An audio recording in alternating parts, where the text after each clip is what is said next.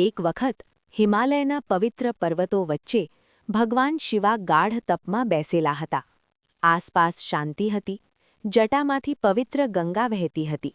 માથે અર્ધચંદ્ર શોભતો હતો અને ગળામાં સાપ વળાયેલો હતો. તેઓ સર્વ સૃષ્ટિના કલ્યાણ માટે ધ્યાનમાં લીન હતા. સમુદ્ર મંથનની મહાકથા.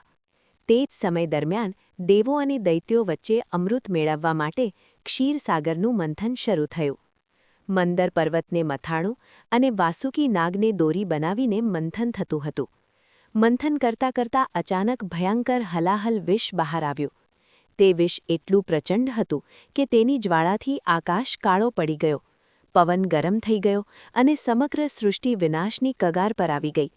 ભયભીત દેવો દોડીને ભગવાન શિવ પાસે ગયા. બધા વિનંતી કરવા લાગ્યા, હે મહાદેવ, આપ જ અમને બચાવી શકો. ભગવાન શિવે એક ક્ષણ પણ વિચાર કર્યો નહીં. સમગ્ર જગતને બચાવવા માટે તેમણે એ ભયંકર વિષ પોતાના હાથમાં લીધું અને પી ગયા. તે સમયે માતા પાર્વતીએ તરત જ શિવજીનો ગળો દબાવી દીધો, જેથી વિષ શરીરમાં ન ફેલાય. વિષ ગળામાં ઝટકી ગયું અને શિવજીનો કંઠક નીલો બની ગયો. ત્યારથી તેઓ નીલકંઠ તરીકે પ્રસિદ્ધ થયા. દેવોએ આનંદથી આકાશ ગુંજાવી દીધું, હર હર મહાદેવ. શિવ પાર્વતીનો પવિત્ર વિવાહ. બીજી માન્યતા મુજબ આ જ પવિત્ર રાત્રે શિવજી અને માતા પાર્વતીનો દૈવી વિવાહ થયો હતો. પાર્વતીજીએ કઠોર તપ કરીને શિવજીને પતિ તરીકે મેળવ્યા હતા.